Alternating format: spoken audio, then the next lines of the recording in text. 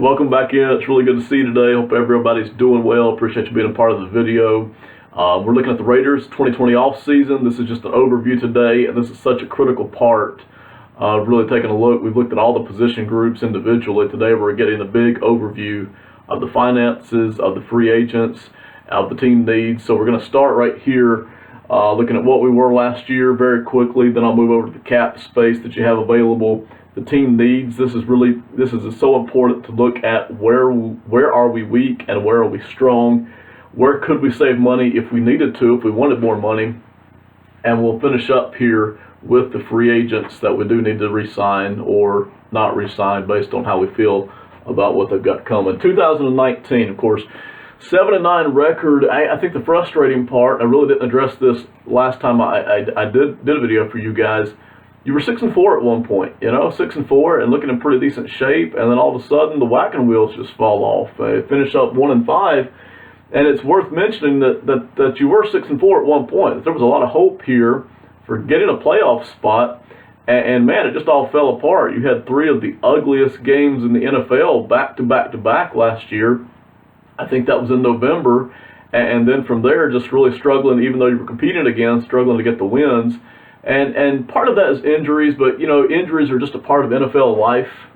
Some people like to refer to that as luck. There's not a whole lot of luck involved in the NFL unless your starting quarterback gets injured. That tends to be a little bit of luck. Everything else, injuries are just a way of life. By the time you get to the end of the season, everybody is kind of worn down and beat down. Even the guys who are playing tend to be just low on health, low on energy. So that's a part of it. Another part is too, though, that you start to see in the first half of the season, all of the coordinators in the NFL, the offensive and the defensive coordinators, basically spend the first half of the year trying to figure out how to stop each team and each defense and each offense. And once they find those weaknesses, and they always find them, okay, you basically have 32 offensive coordinators, 32 defensive coordinators, 64 guys doing nothing but figuring out the weaknesses on your team, and they're doing so collectively. If they see somebody else, even though they might not be playing your team until week 13, but if they see somebody else doing something in week 6 that works against your team, you better know they're going to watch that video and apply it when they can up in week 13 when they play you. So this is not unusual in the second half of the season to see teams go on streaks, winning or losing streaks. And part of that a lot of times is just simply that the league has figured out your weaknesses and how to attack it. And I think that's part of what happened with the Raiders in the second half of this year. I don't think you quit competing. Obviously not. By December, you were tight on games again. The scores were very tight for the most part. But I think guys just figured out, offensive and defensive coordinators, offensive guys especially, figured out how to attack the Raiders, and I think that's part of the talent deficit that you're facing right now. You're not a team without talent, but you have some obvious weaknesses, and we'll get to that. So 7-9 last year, 6-4 starting out, and then finishing up, I think, at 1-5. Offensively, had a good offense. You were able to move the ball up and down the field. I've had time to think about this. You're not scoring a lot of points per game last year. Really struggled. I think it was 19 points per game, even though you could get a lot of first downs and you did get a lot of yardage over the season. I think there were some red zone struggles there. I think that's obvious, but I think also when you don't have a top flight guy who can, at wide receiver or at tight end or at running back, they've got good players there. You've got an outstanding running back in Josh Jacobs. You've got good guys there at wide receiver who can get first downs, who can get open to an extent with Williams, and then, of course, with Renfro. And then Waller stepped up and had a good year at tight end. So you've got good weapons there, but you don't have a whole lot of big play touchdowns that some other teams, like Kansas City, would have that keep you from ever having to get into the red zone in the first place. So I think you had two things going on there. On offense, I think there were some red zone struggles, but I also think you just didn't have as many big play touchdowns as some other teams would have, and that put you in the red zone more often and kept you having to grind out these very, very long drives in order to score points, and a lot of those just ended in field goals instead of touchdowns. So that's what you're looking at here. So we'll get to that in a minute, but could you upgrade on offense at wide receiver? Yeah, you could. Do you have to? Not necessarily. It's not the worst part of the team by a long shot. You're solid there. We'll see more on that in a second. Then on defense here, defense really struggled last year, but I mentioned this before. you are not without hope on defense. You've got some parts, especially on the defensive line. It's just really in the back seven where you need to upgrade, and you need to upgrade now, because until you do, no matter what you do on offense, you are still going to struggle to even make the playoffs. You could conceivably get the wide receiver that a lot of media guys are going to be hollering for you to get. You could get that kind of guy. You could see an increase, not necessarily in yards per game, but in points per game. You could see a big increase up from 19 up to, say, 24 points a game, and you could still finish 8-8 if the defense hasn't been addressed, and we'll see more of that. So I think there are bigger needs here, and they are on defense, and they are in the back seven, and they are specifically in the secondary. But we'll take a look at that in a second. You were 18th overall in yards per game, 24th overall in points per game. And I think right there you had the reverse thing happening. Because you were so weak in the secondary, a lot of teams were able to make big plays and to even keep themselves out of the red zone and just score a touchdown from the 50-yard line or the 40-yard line or wherever. So I think you had both things happening to you there on offense and defense. Cap space, financially, you guys are in great shape, and you were in good shape last year. No team actually necessarily needs $50 million in cap space, because it's just not the way the NFL works. It's not the way free agency works. I mentioned this before. Over in the NBA, if you have a ton of cap space, you can get 2 or 3 guys to agree to come to your team, and literally overnight, you can go from being the worst team in the NBA to being an empire for the next 4 or 5 years, depending on who you get to come to your team. And it just doesn't work that way in the NFL. You could sign the top, with $51 million, you could probably sign the top 3 or 4 free agents in this year's offseason market, and not say your record improve all that much. Maybe improve by 2 games. It's just there are so many needs on NFL rosters. You've really got to go about 30 deep with quality players. When you have that 30 deep, that really starts to put you up there in competing for championships. And so nobody actually needs $51 million in cap space, but the Raiders have it. And so that's a good financial spot to be in, considering the amount of talent that you have, and you've got a good amount of talent spread mostly on offense, but some on the defense as well. You've got $51 million to play with, and you've got room for more if you want it. If you wanted to restructure, if there's just guys out there that just seem to fit what you need in free agency this season, you could absolutely spend more than that if you wanted to. But $50 million is a really good spot. You may hear other numbers besides this $51 million, but this is a good solid number. The reason for it is this basically shows the top 51 guys on the team who are on the roster right now, which is the NFL rules. It shows not the draft picks that you're going to draft, but what that does, the reason the draft numbers aren't included, you'll spend about probably $7 million on your draft picks this year, but out of the top 51 guys that are on the team right now, included in this cap space number, once those guys don't make the team, they'll take about $600,000 each with them, and you'll replace them with 6 or 7 rookies, however many make the team this year. So that's about $7 million coming in and about probably $4.5 million going out. And so you really would only take away about $3.5 million to cover your draft picks here. So not much there. This also covers the dead cap space, which the Raiders, again, I mentioned they're in good shape financially. The Raiders do not have a lot of dead cap hits. I think it's about $2 or $3 million total for a handful of players, and we know other teams who have a lot bigger dead cap hits, and dead cap hits are always an indication of one of 2 things. Either you got really unlucky with a free agent that you signed and he got injured, or you just made a bad decision in free agency, signed a guy who really wasn't worth signing at all.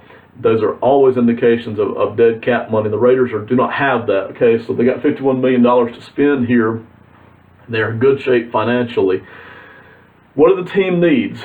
Quarterback, running back, you're in great shape. With Derek Carr, and again, I don't know how John Gruden feels about Derek Carr, but Derek Carr is a good quarterback. He's played well. He's a guy who could carry you probably a little bit farther than however good your roster is. He's a guy who can move the football. He can make just about all the throws that need to be made.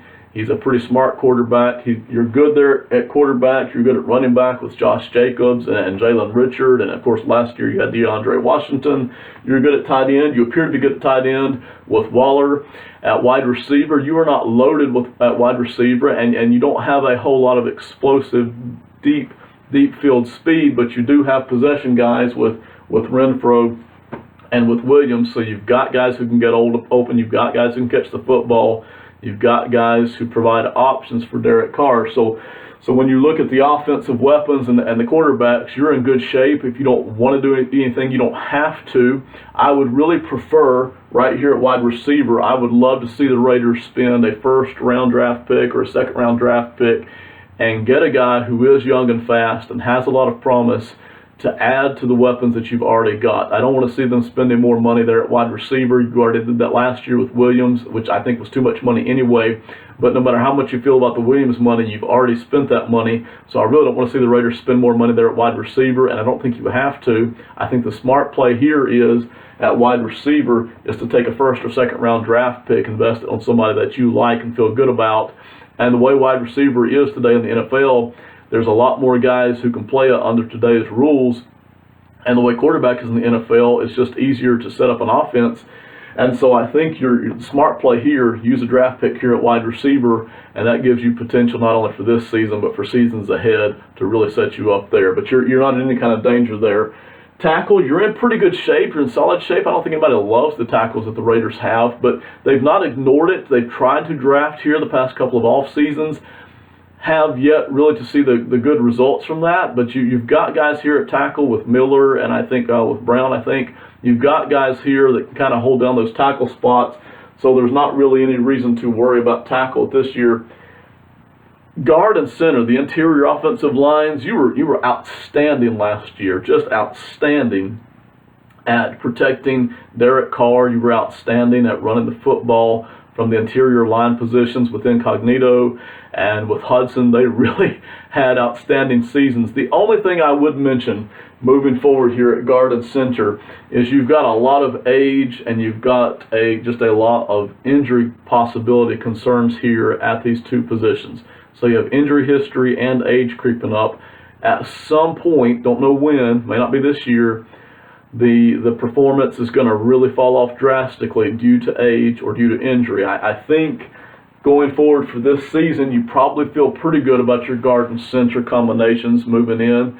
If you get a rash of injuries, though, don't be surprised, again, because you're playing with age and injury history here. So what I would really like to see the Raiders do, and again, they have not ignored the offensive line from a draft standpoint, but what I would really like to see the Raiders do here at the guard-center combinations is somewhere around those second, third, fourth rounds, start to draft a couple of interior guards, interior offensive linemen, start to just get that in the mix, start to get guys in that you can really take a look at them and see, and that's what I would love to see the Raiders do moving forward there at guard and center. On the defensive side, we mentioned this is the struggles, no surprise.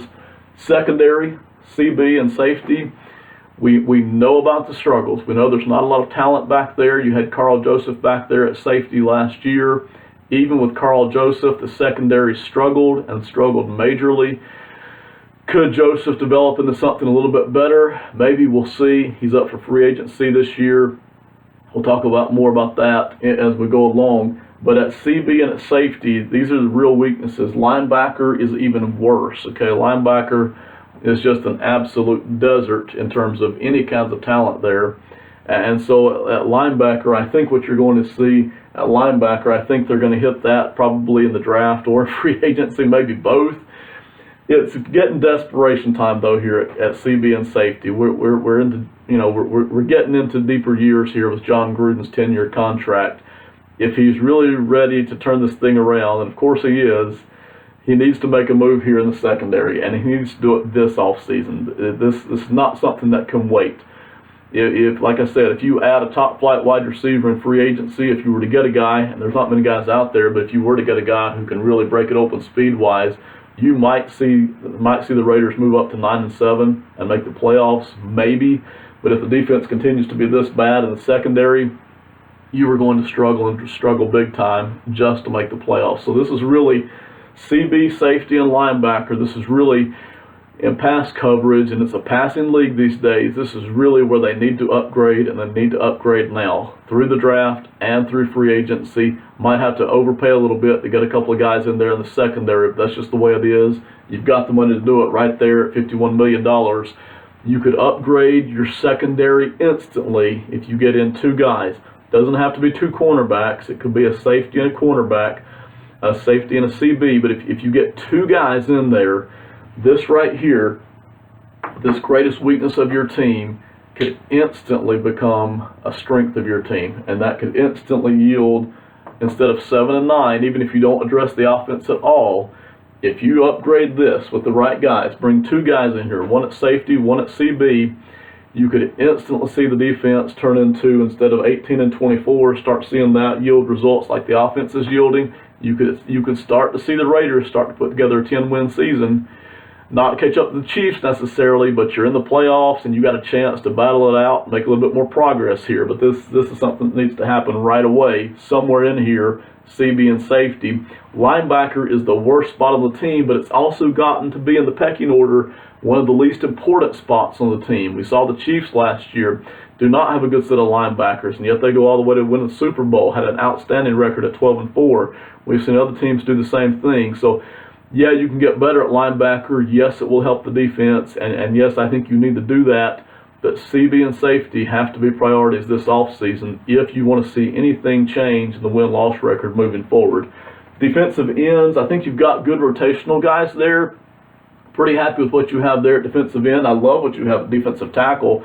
The young guys you have there with Hurst and Hall, really like what you have at defensive tackle. I don't know that you have two stars there, but you've got two studs right there who just settle in and get the job done, and I think you continue to see them improve as the next couple of seasons go along.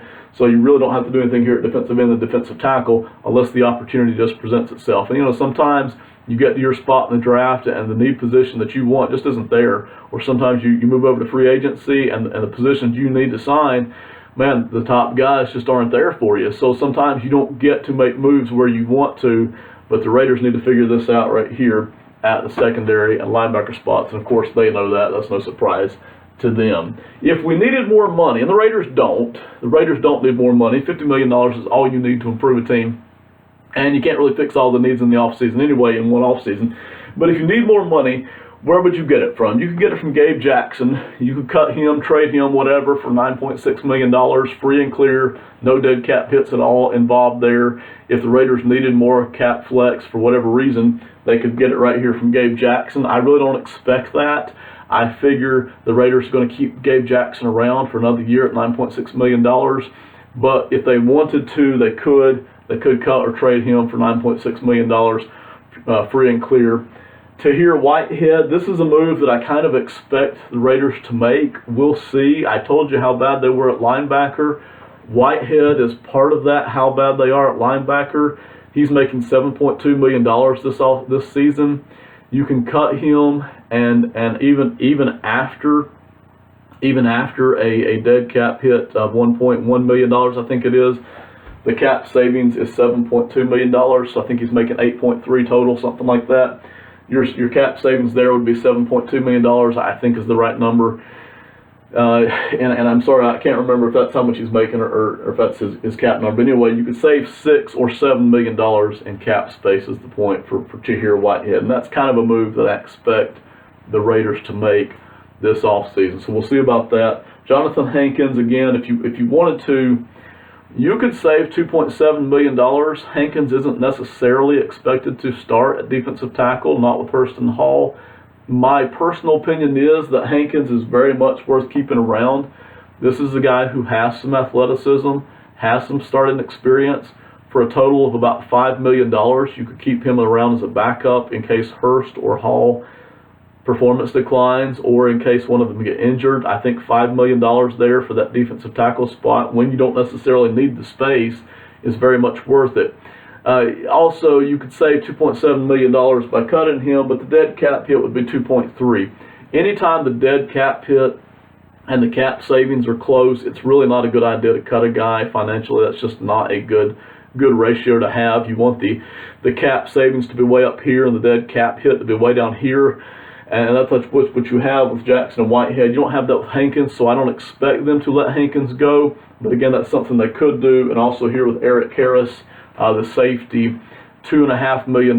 Harris gets a lot of playing time. Harris really probably should not be a starting safety in the NFL. He plays a lot because he has to play a lot. And I really think the Raiders just need to take that money and go somewhere else. But we'll see. $2.5 million if you wanted to keep Harris around.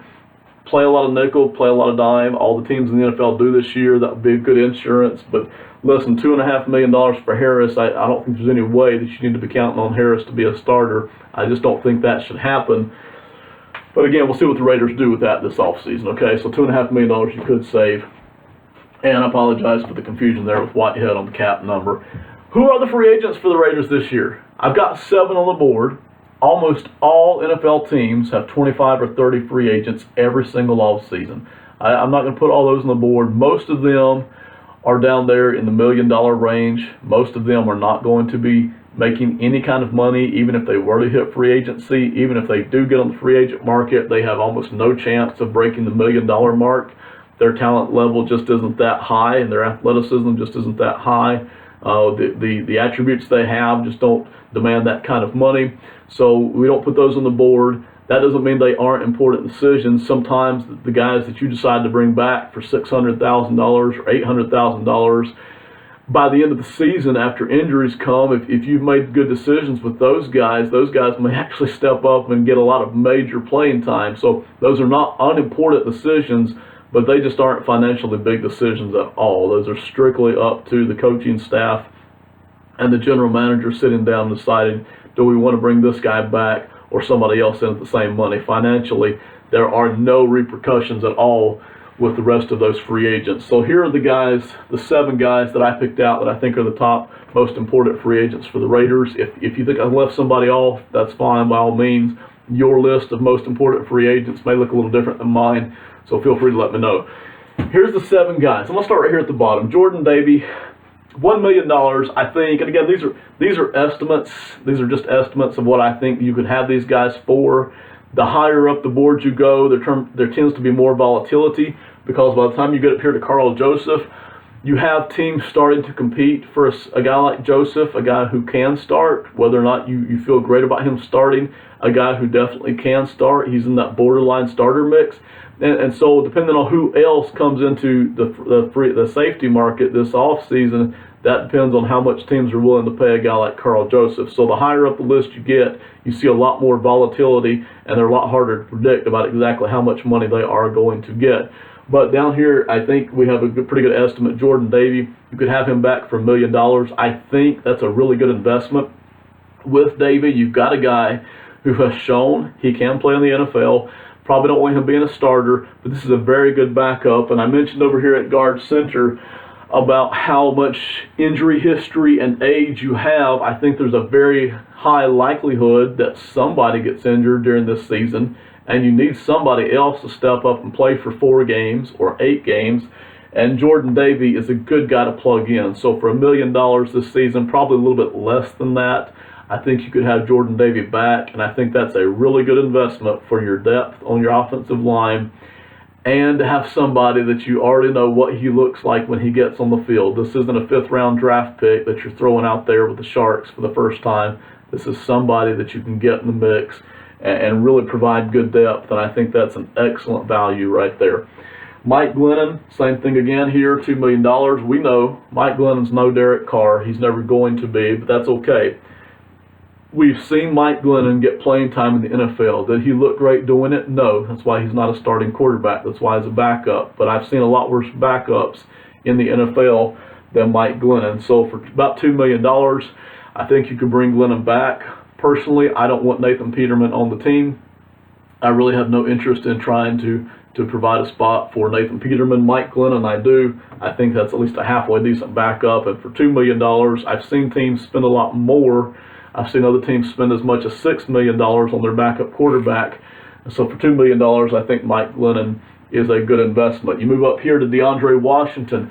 Now, DeAndre Washington's a guy who, he's not your Josh Jacobs guy. Jacobs really just exploded during this season. Outstanding. But you put Richards with Washington, and what he can do in the backfield, catching the ball and running the ball, and you put him in with the power and the thunder of Jacobs, you've got quite a running back group last year, and they did. The Raiders had quite a running back group.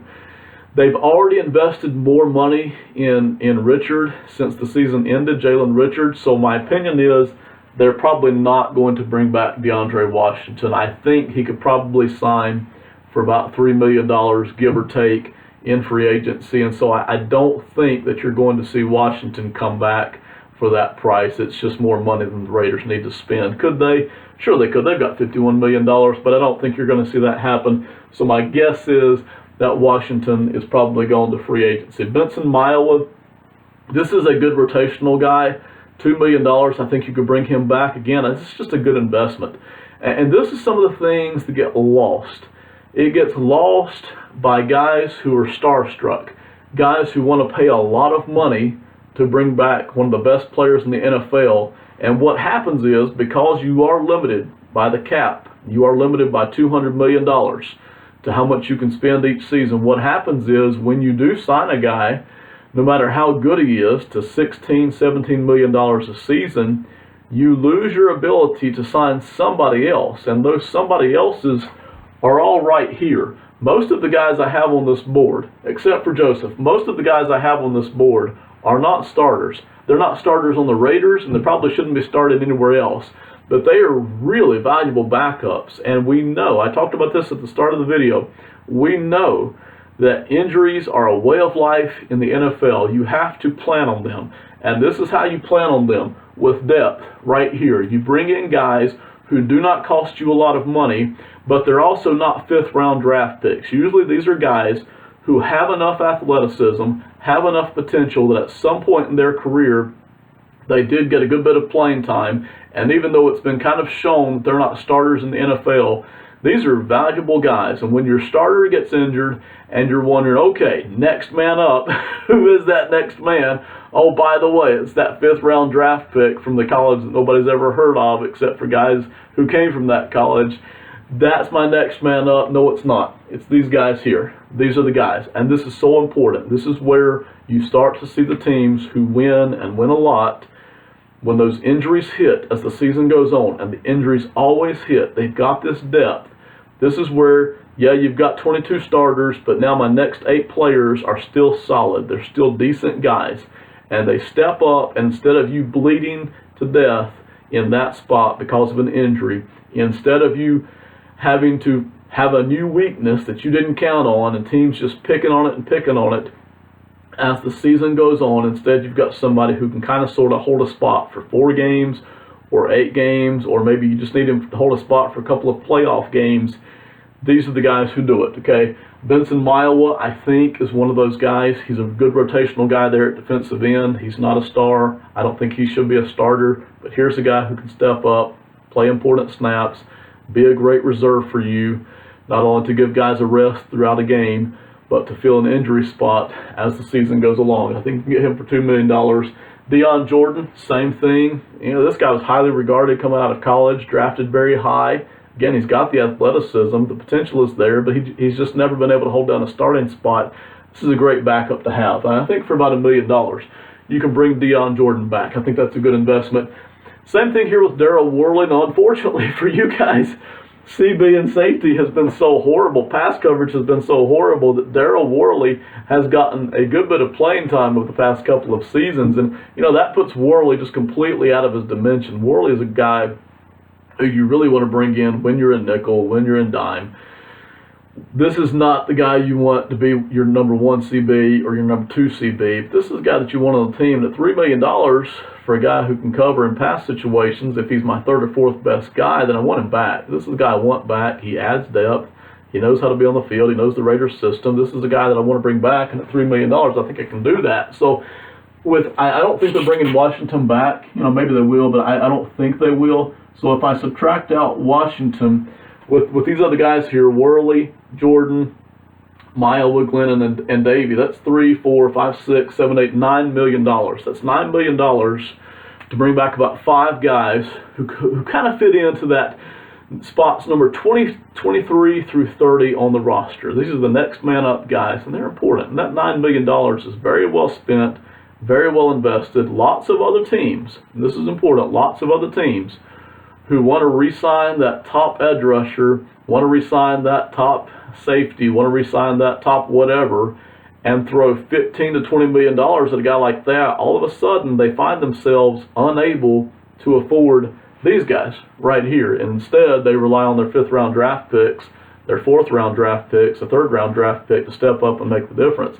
And a lot of times that doesn't work out because those guys are drafted in lower rounds, but they're getting a lot of playing time. You see that a lot for teams who seem to be star-studded, and you wonder why can't they win? Why do they still seem stuck at 8-8? It's because they're paying so much money to the quarterback spot, paying so much money to the wide receiver, paying so much money to the left tackle, paying so much money to the edge rusher. They cannot field a proper 30 guys there to go 30 deep on the roster. These are the guys, these are important, about $9 million you could spend just right there. Let's end it with Karl Joseph, okay? This is probably by far your biggest free agent question this offseason, and it's a good thing for the Raiders. They don't have a lot of big questions.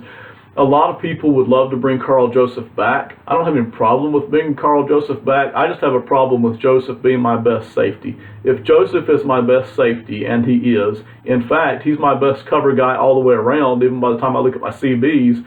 If he's my best guy back there, then I have exactly this. I have a horrible secondary. So if you're going to bring Joseph back, the money's got to be right. Now, personally, I think that he's going to bring in about $9 or $10 million a season. I kind of see him around $9 million a season. I could be wrong on that. I've seen estimates as low as $6 million a season.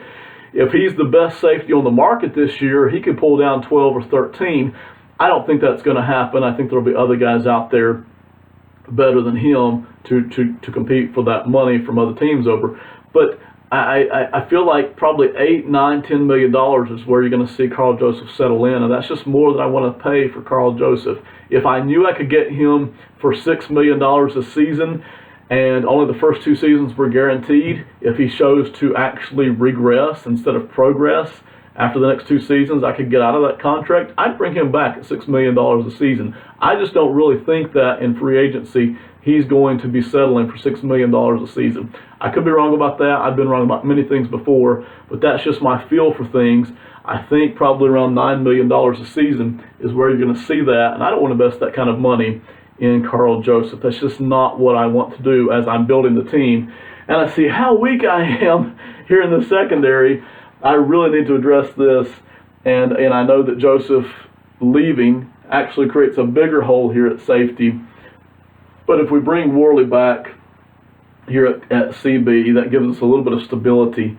And man, if we can get a real safety in, somebody that's a proven starter to actually lock down the job, bring in another CB out of free agency who's, again, a proven starter, somebody who can hold down a starting job, add a draft pick or two to it, now all of a sudden the unit looks much, much different. So for $9 million a season, based on Joseph's performance, and the question that I'm not sure that he will continue to get better, he's tended to be strong.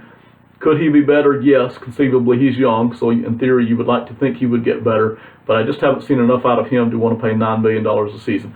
We'll see what the Raiders feel about that. They may feel like $9 million a season is a bargain, and they may be glad to re-sign him for $9 million a season. We'll see how the Raiders feel about that, but that's what you're looking at here at free agency. Thank you so much for watching today. We'll have more on this as the weeks go by. Hope you have an excellent day. See you next time. Goodbye.